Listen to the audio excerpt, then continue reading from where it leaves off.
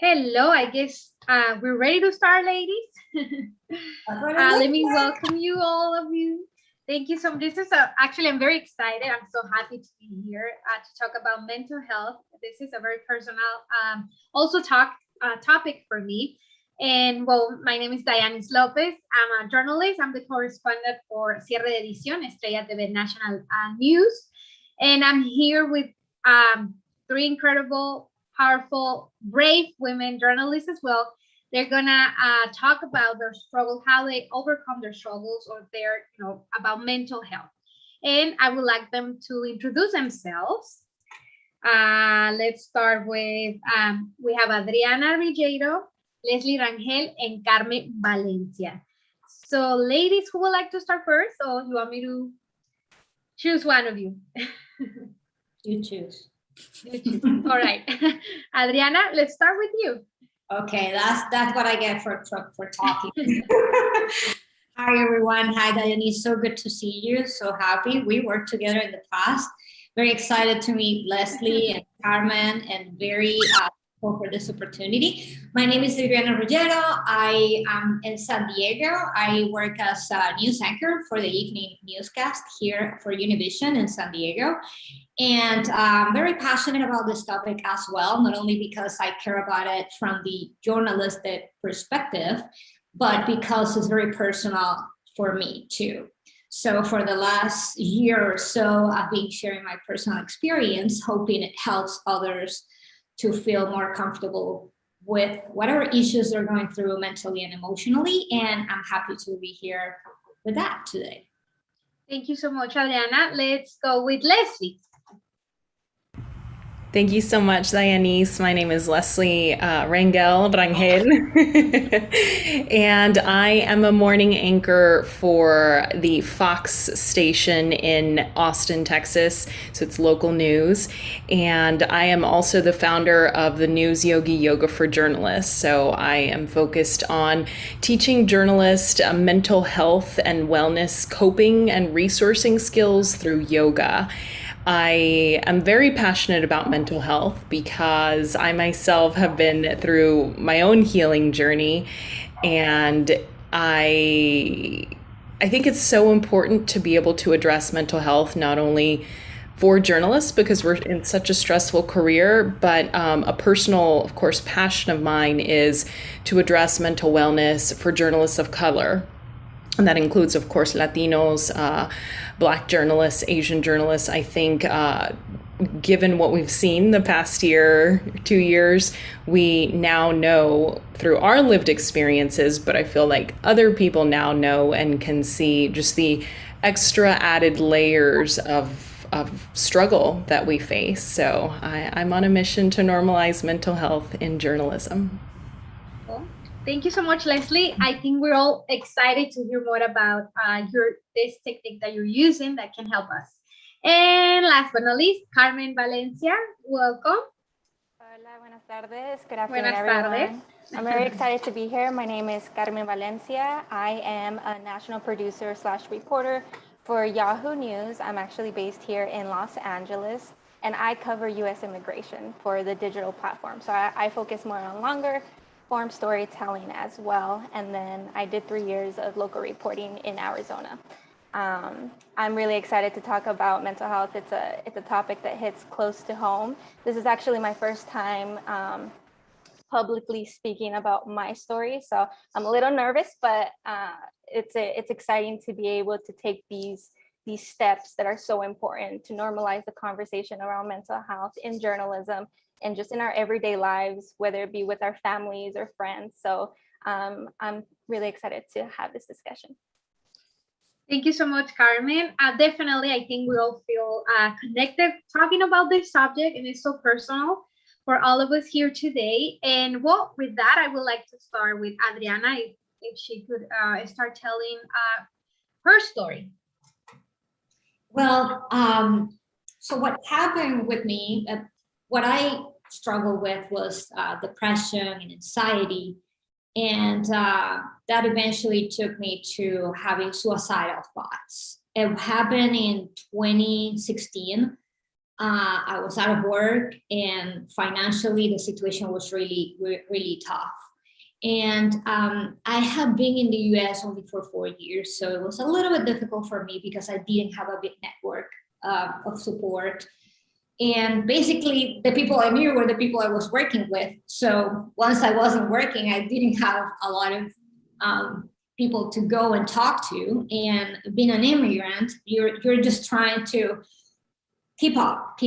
And on top of that, I was actually in the process already that had already started helping my family to come.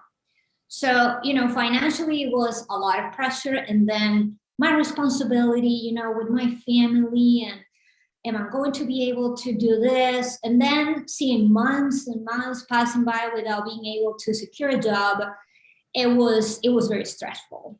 And this is just the circumstances for me.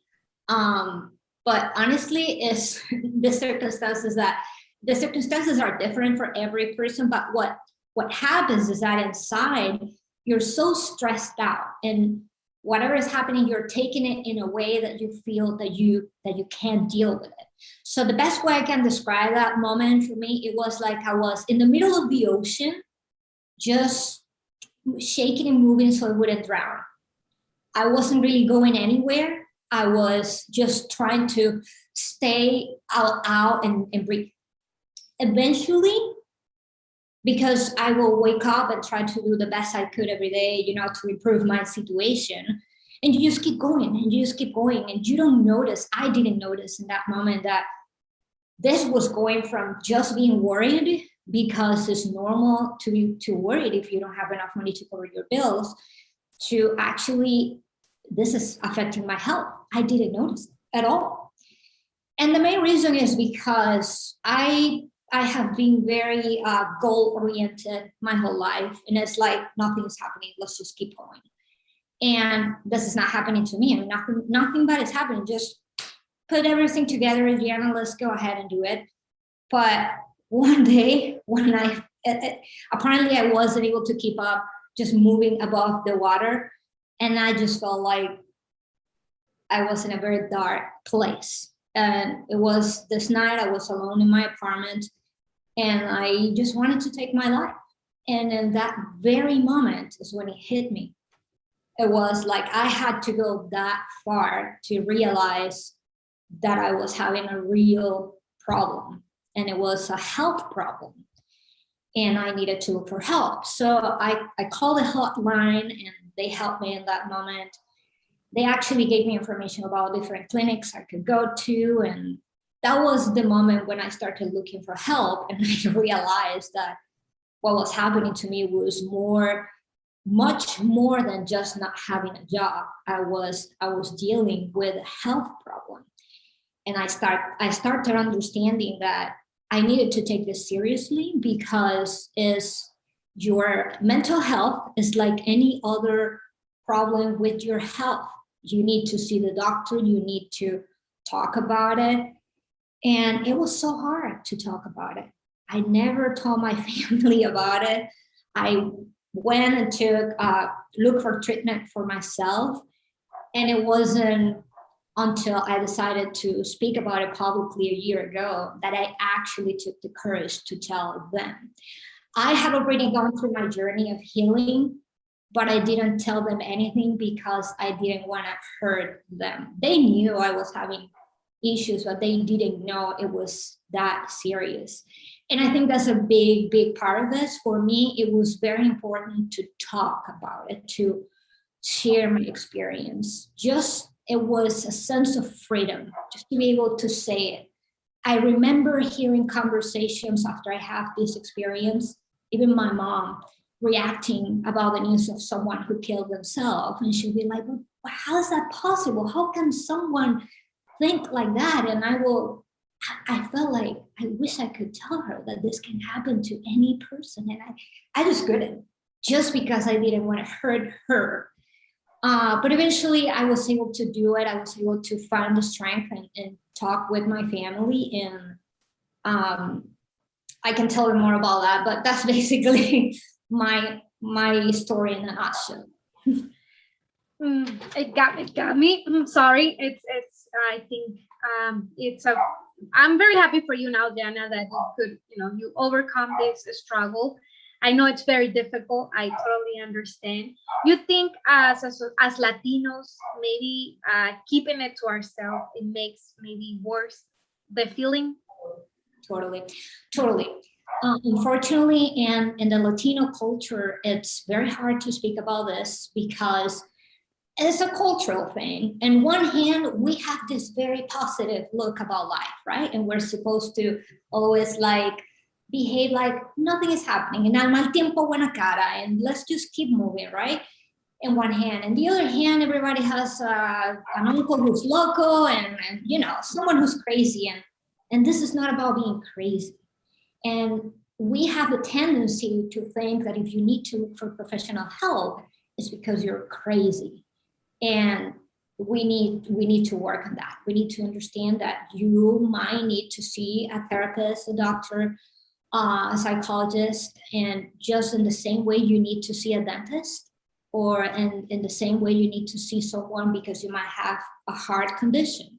We need to understand that first. But yes, the cultural part is we don't want to talk about it. We don't want to talk about it. And that was actually the main reason it was so hard for me to share this, especially with my mom, because I knew that for her, it was going to be this is not happening to you. Nothing is happening, right? And one of the doctors I've interviewed for all the stories I've done about this topic put it in a perfect way. He said, we as Latinos try to treat mental health problems as if it was a fever. And people come and tell you, but just feel well, just forget about it. Shake, look at the sun, look at this. The life is so beautiful. You don't get rid of your fever just because I just want to say I want to feel good. It's not like that. There is a chemical imbalance in your brain, and you need to work on that. And we need to understand that. And also, as journalists, as women, we have so many roles, the stress at work. And with that, I would like to go with Leslie to tell us about, her experience. Yeah, thank you so much. And thank you so much, Adriana, for sharing your story and being so vulnerable. It's very admirable, and I'm glad that you're here today to talk about it. My experience is a little bit different, as are all of our mental health stories.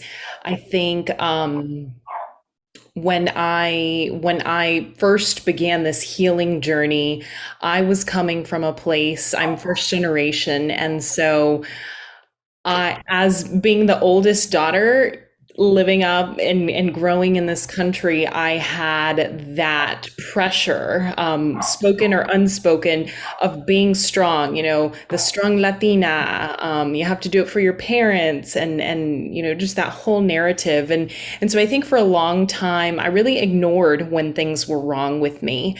And I turned to drinking a lot and made very poor choices. And sometimes I look back and I think, wow, my life could have been very different in those choices that I made in terms of drinking and just destructive behavior. And having grown up, I went through a lot of traumatic experiences, broken family, dealing with many aspects of trauma. And for me, it really culminated out in the field, actually, dealing with the daily stressors of being a crime reporter and doing breaking news, and really not knowing how to handle that. And, really just looking forward to the end of the day where I could have tequila. In Latino culture, it's all about, ay, tómate una margarita, te sientes mejor, or, anything like that. And so I was in the middle of covering a political story, and something was said specifically about our people, about immigrants and Latinos, and the way it was said, and the words and the rhetoric that was used. It really affected me. And in that moment, I had a breakdown. And at that point, I knew there's something else that's here, because I was in the middle of a pretty big story, pretty big coverage, and I could feel these emotions just bubbling up. And I knew at that moment, again, something is here, something is wrong. And what I didn't realize is I had continuously been pushing down so much stress, so much trauma, so much anxiety, and it was going unaddressed that, it was no wonder that it came out in this emotional breakdown that happened. And so shortly after that, I found yoga, and it was something that wasn't, it was not for mental health for me at that point. It was just really to try to find something to help me calm down. And so I started this yoga journey and learned really important healing and wellness techniques to be able to manage my stress and to be able to use, for example, breath work in the middle of these crazy stories that we're covering, and that it's breaking news and that you have to do so many deadlines. I can remember when I was working in this particular job, I had a deadline for 4 o'clock, a 4:30, a 5. We didn't have a 5:30 because that was national, but then we had a 6 and a 6:30. And then occasionally we'd still have to do the 9 o'clock and then the 10 o'clock. And it was very fast paced. Adriana, I can relate to you on not having that large network, because even though I grew up here early on, my family moved a lot. And so, and our only aspect of our family is here. All of my tias and tios and extended family is all in Mexico. So it wasn't like I could call up my tia and say, hey, have you ever gone through something like this? So through yoga and then later on through therapy, I really realized everything that had been dealing and had been fostering underneath the surface. And so I'm just so grateful for my healing journey, and in turn now have this passion to share with others the importance of finding those resourcing tools. What are those tools that we can all go to at the end of the day when we do need to get out of these stress cycles? Because our industry is stressful, no matter what aspect we're on, whether we're on the desk or out in the field or, back in studio being a producer, photographer. I think every aspect is stressful, not to mention some of that vicarious trauma that we do tend to notice, especially when we are covering stories about our own communities and people who look like us. And so what are those tools that you can use at the end of the day when it has been stressful, instead of turning to the margarita, or instead of just, coming home and just wallowing, what are some breath techniques, dancing, breathing, yoga, movement, even just taking a walk. I use cooking as a form of an informal meditation practice, really just being present in the moment. And it's so incredible, I think, when we can really learn how to live in the present moment and not dwell on what's happened in the past, and not have that fear of what the future can hold. It's incredible to actually be able to learn how to live in the present moment and realize that life is happening now. So, yeah. Well, thank you so much for sharing. And definitely what about 5 minutes before we end this awesome conversation, you teach us a few techniques, that we can do maybe for the rest was watching, right? Yes, I would love to. Perfect. Well, now we'd like to go with Carmen. Yeah. Thank you both for sharing your guys' story. My story, I always began when I always started off when I was 14 years old, because it was such a pivotal time in my life. And that's really where I can remember that my mental health really took a turn. I was bullied as a kid. I remember actually being followed off the bus stop and being attacked and beat up and kind of just left there for hours. And I also had 2 family members that passed away very close to me. And that because of those experiences, that trauma, I became suicidal. I actually tried to commit suicide 3 different times. Sorry. And I didn't know where to go and seek help. for me, I know Adriana mentioned this too, it's just our culture, right? My family, it was really hard to talk about mental health. They didn't know what it was. So I didn't know what depression looked like. I didn't know what anxiety looked like. I didn't know what healing was. That process to me was very, very difficult. At that time, my mom gave me an ultimatum, which is you got to get in a sport because I can't have you in the house. You know, I can't keep watching over you.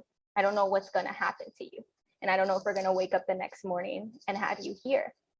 So in that moment, it was either between soccer or softball, and I went with softball. And little did I know, softball actually changed my life. I finally felt a part of something. From that point on till now, it's been like a roller coaster. I think we all have those phases where some days are better than others and some days are just great, you know. And so it wasn't until I actually got into the journalism field, I started off in Yuma, Arizona, where my mental health dwindled again. I covered a lot of immigration, like I mentioned, and those stories were just very difficult. And to be honest, the environment that I was working in at the time was very hard. There was a lot of financial instability where it caused a lot of stress. We were underpaid and undervalued, as we always say in this industry. There wasn't a safe environment. And during that time, those 2 years, I really experienced a lot of discrimination amongst the community. I got a lot of, your accent is too thick. Like, why are you on TV? Oh, here's the brown, you know, reporter talking about immigration again. It was just a lot of those things that I can remember that really brought me down. Of course, it was my first year on the job. I was so excited. There was a lot of things that brought me down at the time. And it wasn't until a reporting trip that I actually got sexually assaulted. And that was a time where I looked to alcohol. I started being very dependent on alcohol. I didn't have the money to seek out or to seek therapy. We didn't get paid well. Sometimes, some months, it was either you pay rent or you get groceries. You know, it was really that. So I chose to have a roof over my head than seek my own help, you know, to get my own help. It was all of these things. After those 2 years, I was like, okay, you know what, like, is journalism really for me? Is this something that I want to continue? You know, I heard at the time, you know, give it another shot, give another station another shot. And so I did. I was really excited to get out of that station and go back to my hometown in Tucson. And it kind of just ended up being, you know, it was better in the aspect of the environment, but it was just also kind of, I wasn't happy.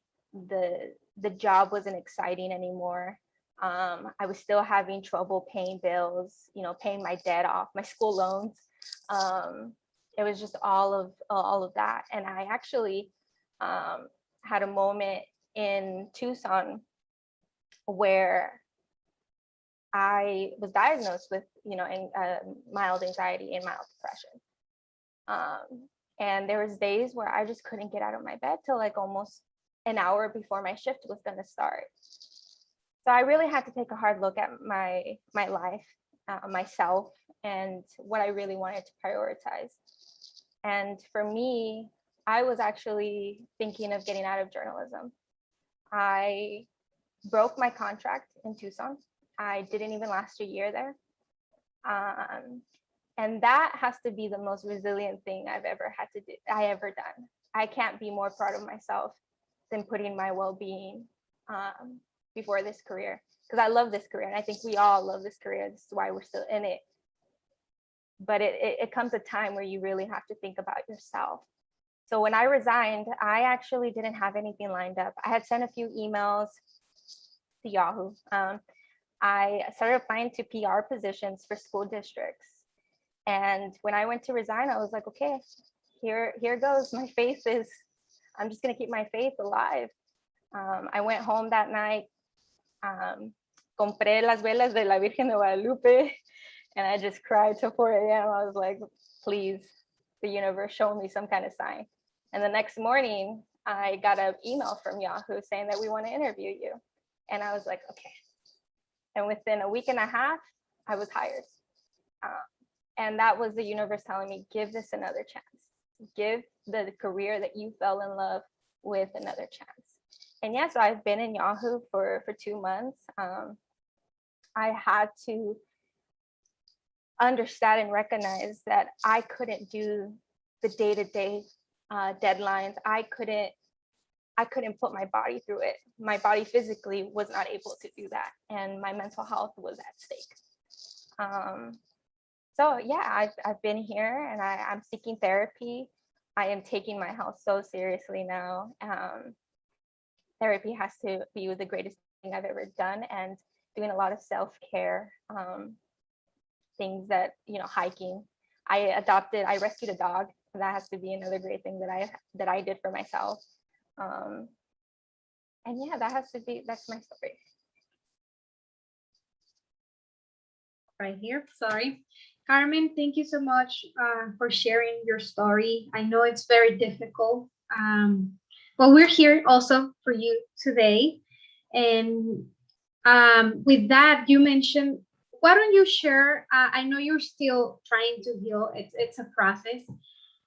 Would you like to share some of these healing techniques that you're using today for the rest of us? Why don't we start talking about that?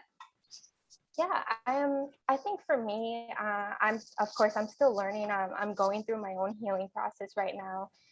Therapy has to be, we're digging into past traumas and detaching, setting boundaries for myself, and getting away from that generational trauma that I know that we all experience. I think the biggest thing for me that I can say that has helped me so much is hiking. I have to get out to nature. I have to sit on a rock. I have to see trees over me. I feel calm when I'm out there, and I have my dog. And so I think also just writing, 5 things that I'm grateful for in the mornings. I try to do that. Consistency is everything. That's something I'm still learning. I'm not consistent so much, but when the days that I can do that, those are small wins for me. And I really feel like I can conquer the day or the week with that. Definitely. And exercise helps a lot. Mental health, yeah, for my mental health issues also has helped, and meditation as well. But I also would like to learn from Adriana, what are her techniques, her healing process right now? Sure. Well, first I want to say, Carmen, Leslie, thank you very much for being so brave. And Carmen, it's great that you were able to put your health before the job, because this job is amazing, but it can also take a lot from you. And Leslie, that you were able to recognize that, I really admire you guys. For me, well, what saved me initially, or what kept me alive, was the love of my family, honestly. They didn't know what I was going through completely, but just knowing that they love me, it was so important for me. So that's why every time I share my story, I always like to say, for those of you who are not experiencing any health or mental issue, but you think that someone might be dealing with something, don't worry about them not telling you, just be there for them. Just remind them that you love them, that they're valuable, that they're worth it. And that is going to be the light in the tunnel whenever they need it. So that's one. But then for me, it's been mindfulness. It's really what had saved my entire life. I didn't know anything about it. And one day I was laying in bed, like Leslie said, like Carmen said, those days when you can't even get out of bed, I will spend my entire day in the pajamas. And my brother came to me, and he had this book from, he's a Vietnamese monk in Thich Nhat Hanh. And he gave me this book. And I was like, okay, whatever. I love reading. So I had like a ton of books on my nightstand. And he's like, no, but this one, you need to read this one. And I started reading that book, and it was like seeing the light. I didn't know exactly what was it about. And then I was so lucky and blessed that the therapist I was seeing was also using mindfulness techniques. He was helping me to do body scan meditation, even though I didn't know what I was doing, but he was guiding me. And then I got more and more interested in it. And today, to this day, for me, the most important thing in my everyday life is to meditate and to try to stay present in the moment. Why? Because anxiety happens because we're worrying so much about the future and we're not in the present. And depression happens because we're worrying too much about the past and we're not in the present. So for me, it has been very important to stay in the present. And that goes with, appreciating nature, doing breath work. Yoga is actually a part of it. It's a way of being mindful with movement. So yeah, definitely that. En español se llama conciencia plena. Y it's been my lifesaver. But I just want to add one more thing. And it goes to what Carmen was saying. There are ups and downs. I don't want to leave the message here that it's a miracle and now we're all excellent. No. We all are going to be experiencing, everybody, even for people who don't have any diagnosis. We all have ups and downs. But even people like us who've been diagnosed, we're going to have ups and downs. So that is why it's so important to change our lifestyle. This is a lifestyle change. This is not a one thing that you do for a month, a pill that you take, and then you're fine. Yes, definitely. It's like a roller coaster. One day you're good, the next you're not. But the main part is to wake up and be in the present, like you said, Adriana. What else would you recommend? As journalists, as women, we have many roles. Our job is very stressful. Maybe our duties at home, or any one of you, Leslie, Carmen, who would like to share also. What do you recommend? To those who are watching us right now, who maybe they're struggling, we're having like a mental health right now issue, but they don't talk about it. And right now, maybe they feel close because, we're talking about it. I would just like to mention that, if it's any message that I can bring to the table, as I'm still like finding my own healing processes, is that you come first, no matter what. I think that in this industry, we're taught that like, you have to, hustle and grind, like you have to pay your dues and stuff like that. And I think that those are toxic mentalities that we should break away from, that we have to, in order to do the job, in order to do anything, you have to be okay with yourself first. So you should check in on yourself.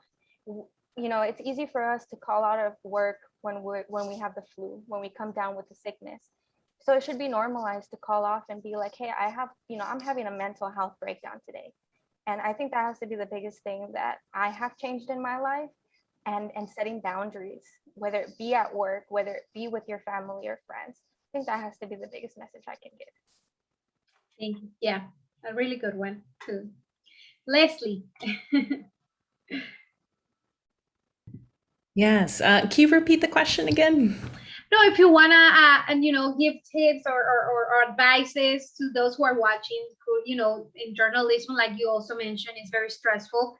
So yeah, just, tell us, give us your tools. Yeah, absolutely. I always tell my students, when you notice that you're having a bad day, start to be curious. I think so many times we're so great at telling other people's stories, but we forget to check in and see what is our story, and beyond, just, I came from this and I grew up like this, but what is your story even just in today?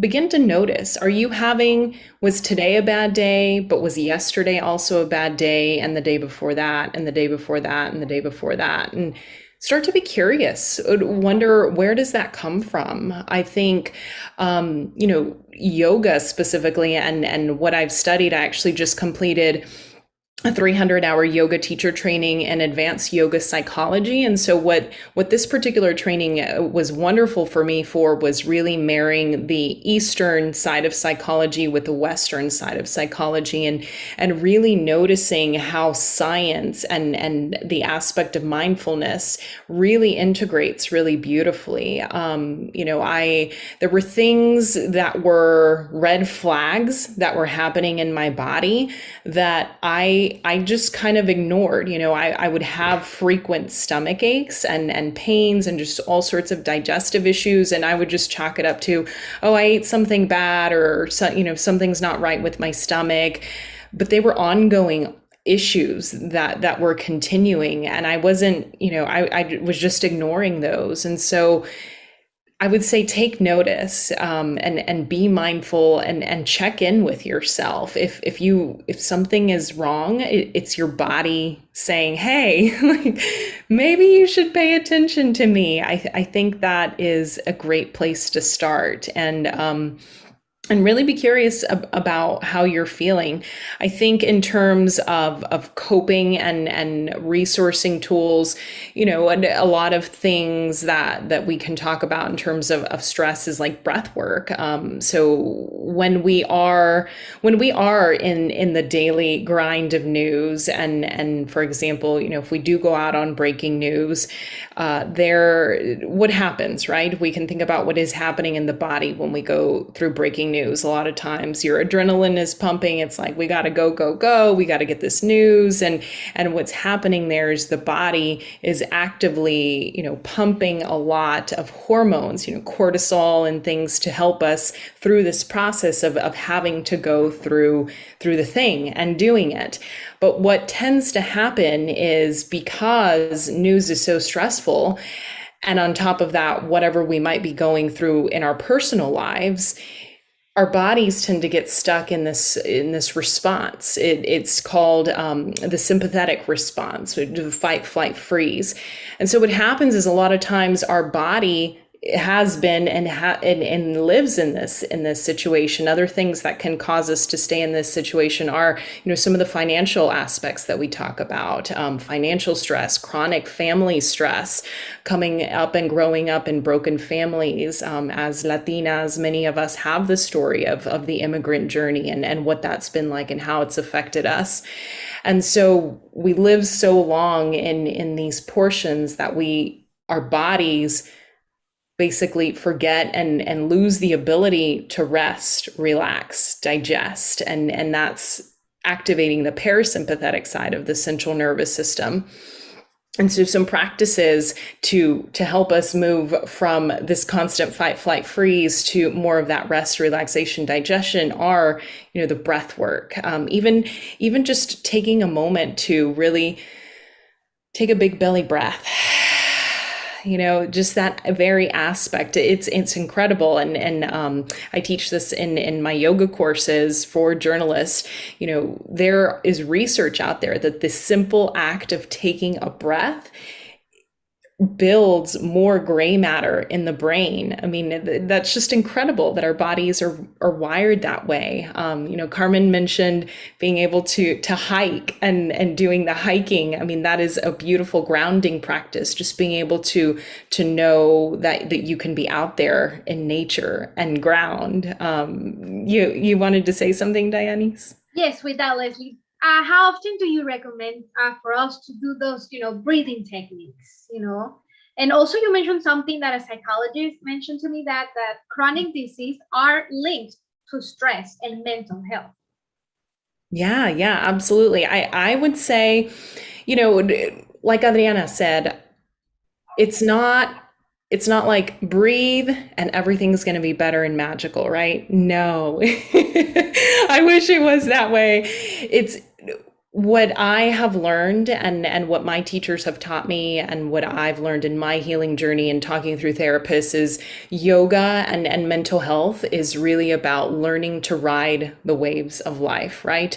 Knowing that on the days when it's really great, maybe learning how to hold on to those aspects of joy and keep them in the days when it's not so great, right? And so being able to live in this balance, so to speak. And so I think it's important to know and recognize some of those triggers. For example, one of the things that has helped me a lot is being able to notice and be mindful. What is my balanced state, and what does that feel like in my body?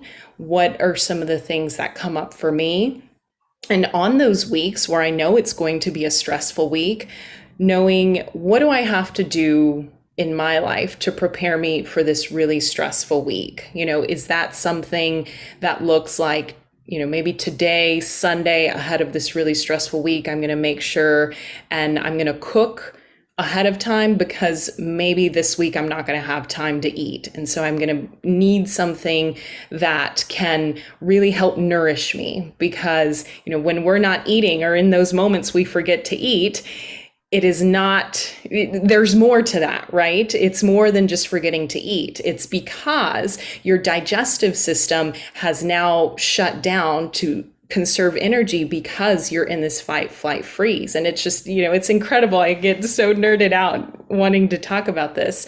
But it can also be aspects like, going on a long hike the day before, you have a really stressful week. And then during that stressful week, coming back to those breath practices, and those breath practices can be anytime. I've been in newsrooms where it was very difficult to deal with people. And I've definitely had times where, I was speaking with a coworker and I could sense that things were escalating. And I would say, give me a second. I'm going to answer your questions. I'm just going to step away and I'll be right back. And that I can think of a particular instance where that happened, and I knew in that moment I had to step away. I had to take a breath. I had to just shake out. Shaking out is another great resourcing tool, just shaking out in the moment. A lot of times, there's a study of what's called somatics, and somatics is the idea that these energies and stressors live in the body. And so when we don't have the means to shake these things out, they get stuck, right? It's similar to like, when you see your dog barking and then it scares them and they like kind of freeze, but then afterward, like they shake out. It's the same practice, because innately we are also animals, right? And so I had to step away from the situation that was really escalating. And it was hard, it was hard because this person at the time, was a boss of mine. And I was met with, the whispers that later happened in the newsroom, like, oh, Leslie had to do this, Leslie. But in that moment, which is kind of like Carmen, I was like, I don't really care. I don't care what people thought. I didn't care what people thought in that moment. That was what was going to help me rebalance and reframe. And so that simple act of taking a breath and then coming back into the situation, clear-headed, level-headed, and being able to answer those questions. I think a lot of times too, when you're in the moment, being able to again, resource. So even just the act of like tapping your fingers here, this is a wonderful practice that you can do. And this is something that you could do anytime, whether you're like waiting on a press conference, you're waiting for someone. And all this is simply doing is it's bringing you to the present moment, because what is it forcing your brain to do? It's forcing your brain to actively tap and resource. If you have something at your desk, a pen, being able to touch it, feel it, and actually name it. What colors am I seeing? What does this feel like? Is it cold? Is it hot? Is it warm? And again, all of those practices are just a means of being able to ground you to this present moment, because how Adriana so beautifully explained, anxiety is that, fear of the future. Oh my goodness, what's going to happen? What's going to happen after this, after the work day?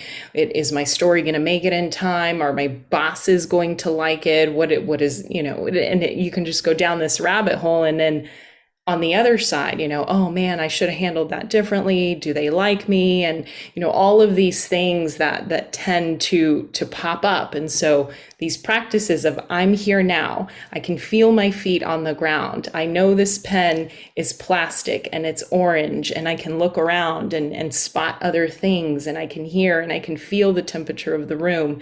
And so all of these practices really bringing us back to this moment, right? This moment where, again, we're in that cycle of life and being able to just bring ourselves back into balance. So that was a long answer, but clearly I get excited about these things. No, that and it's good for us, you know. Thank you for teaching us. And like you guys said, yeah, those techniques really, really help.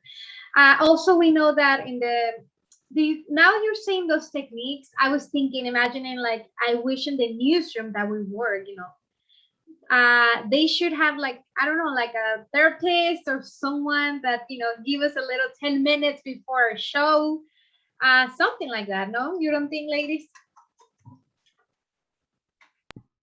Yeah, absolutely. So that's a dream of mine. That's a dream of mine. I'm in the process of doing a certification to teach, really be able to teach some more of these resourcing tools. And for anyone out there, if you're in a newsroom and you're interested in learning more of these tools, I do teach workshops on this. So if anybody's interested, you can find me on social media. I'm the News Yogi. But yes, I would absolutely love for this to be a thing. And in fact, I start my newscasts every morning with a meditation. And it's just a quick meditation. It doesn't have to be anything super grandiose. And it's just a quick 2 minutes. And it varies by however I'm feeling that week and what I need. Sometimes I start with affirmations, reminding ourselves that you are enough, right? You are enough. You're enough just in this moment. You're successful, you're beautiful, you're handsome. And really even just looking in the mirror, right before newscast, if you're hopping on and just reminding yourself, I love you. I think a lot of times we tell our loved ones, I love you, but do we forget to tell ourselves that?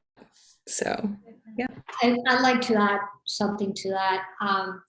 Yes, Dianise, I think it will be great that we have more time to decompress and more freedom to talk about this. Carmen said something before, that to be able to say, hey, I'm having a mental breakdown. For me, my dream is that we can have a conversation and say, no, she didn't come to the party because she's not feeling well emotionally today. When I was going through the toughest part of my chapter, I remember I canceled a lot of events, calls. I never said why. And some people actually got mad because it seemed like a rude thing to do, right? You're like, just in the last minute, oh, I'm sorry, I can make it. I was still in my bedroom in my pajamas, probably crying or just feeling miserable or just not being able to put my thoughts together. But I would not be able to tell them, hey, I can't make it because I'm not feeling well. I'm sorry. I would not be able to do that. No, I would say I had something else to do. And, it's not good for the relationship. It's not good for what we're doing with others. And the others don't know what's going on with you. And they can't just assume anything, right? So it's so important that we have the freedom to talk about that. But that starts with the conversation. And the more we talk about this and the more we help people who are having these issues feel more comfortable with who they are, with who we are. And also people who are around us just understand and not be scandalized if you say, I've been dealing with depression for the last few weeks or months and I need to look for help. There's nothing wrong with that. It's like I said before, like going to the dentist, like going to the cardiologist. And that's my dream, that we can just talk about that like any other illness, because this is what it is. It's just a condition and we need to treat it. Another comment I like to share is you've been talking about how this career is so rough, and we get into the deadlines and the adrenaline, you're putting together the stories. This is just a comment about my experience. So what happened to me is that I wasn't that go, go, go, go, go. And then when I lost my job, it was like, I had nowhere to go. What am I going to do? And it was like being an addict who's not getting, that drug I needed to go out and being and go and go and go. And that was probably the first trigger for me, not having that. So supporting someone this is another important message for me from my experience. Supporting someone when they have lost their job is very important. Just being around, make sure that they, are busy somehow, they can go out and connect with some people and just do something. If you know someone who's in between jobs, it's important to just be there and being able to help them get out of the house and connect and just stay active, because it's very easy to just absorb yourself in your work and not look for help because you don't want to feel like a failure. And the last thing I want to comment, it goes with what Leslie was saying about looking at yourself and recognize that you're worth it, that you are enough, is kindness. Today is actually Kindness World Day. And it's so hard sometimes for us to be kind to ourselves because it's hard. The line between being, having high standards for yourself and just being easy with yourself and not being strong enough.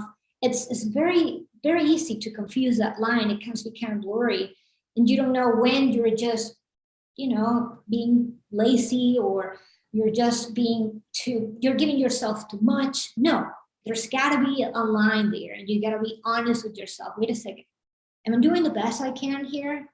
Yes, I am doing the best I can. I'm not being lazy, I'm doing all I can, but I'm not getting the results I wish, and that's okay. I think it's so important to be kind, to be realistic, and know that not everything is going to turn out exactly the way we want. And for me, one of the biggest lessons is to have a good relationship with failure. I think one of the most important problems we face with when we feel like this is we just don't want to fail.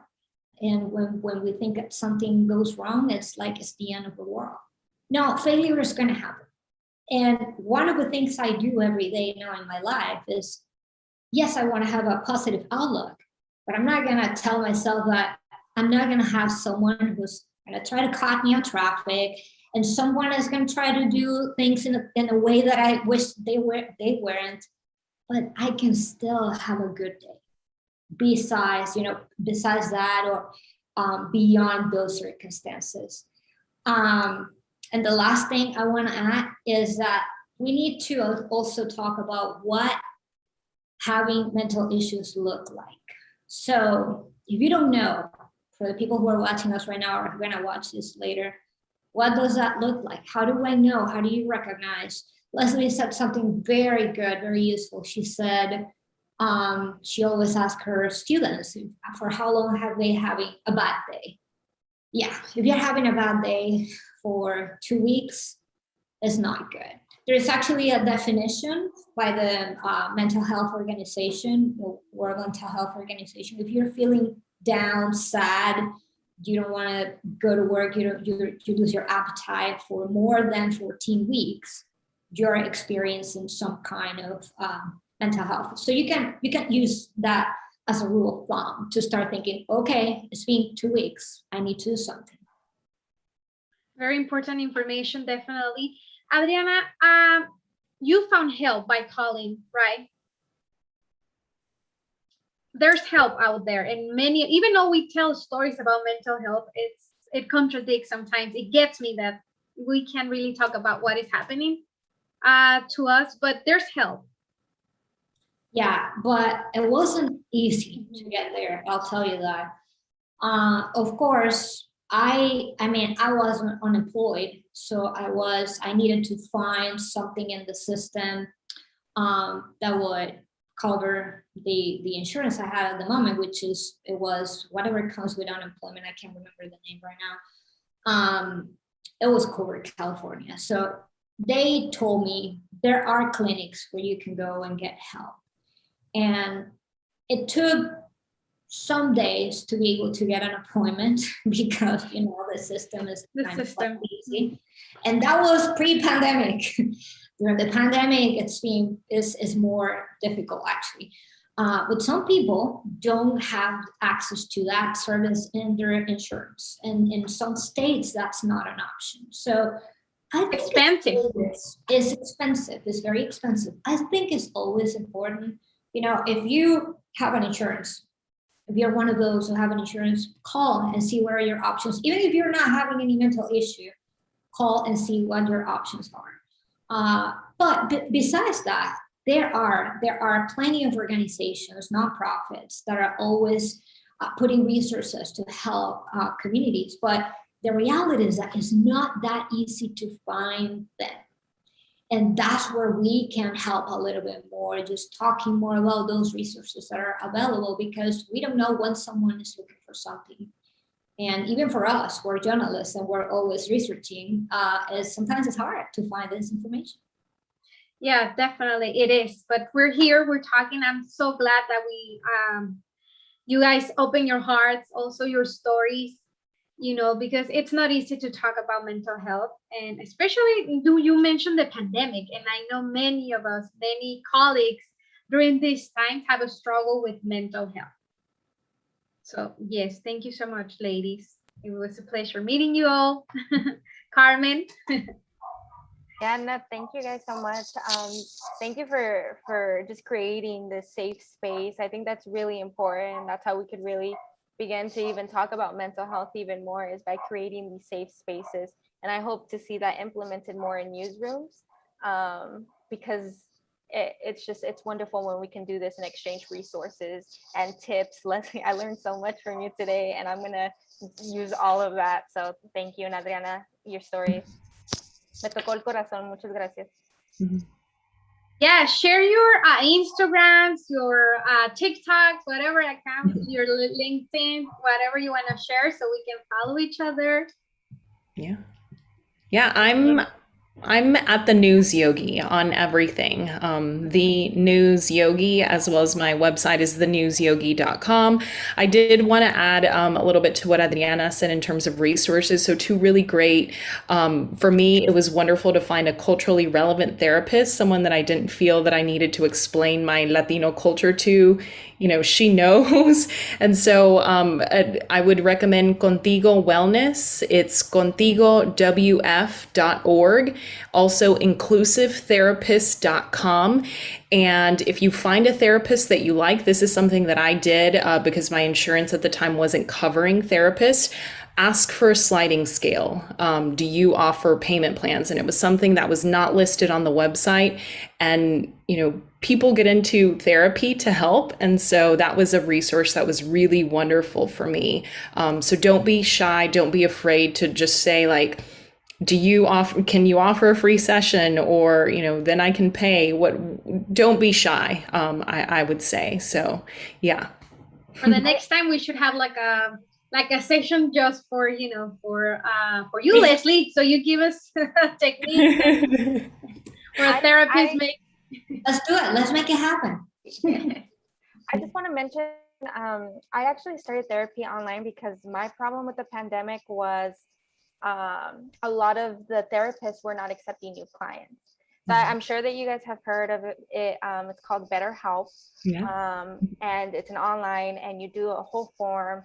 And I've been able to pair up with a BIPOC therapist, which for me was really important. Like Leslie said, to just, you don't have to, you know, like all of that, like she gets it, you know?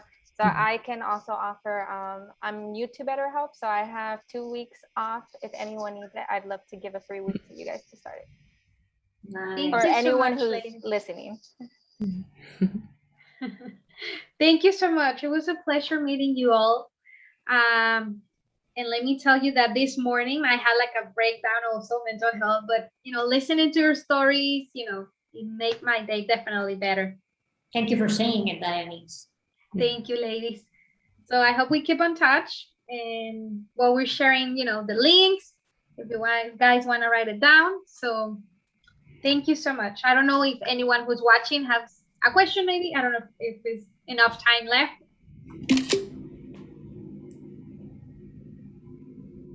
I guess we're done, right? Jackie, yeah. I don't know if you hear us.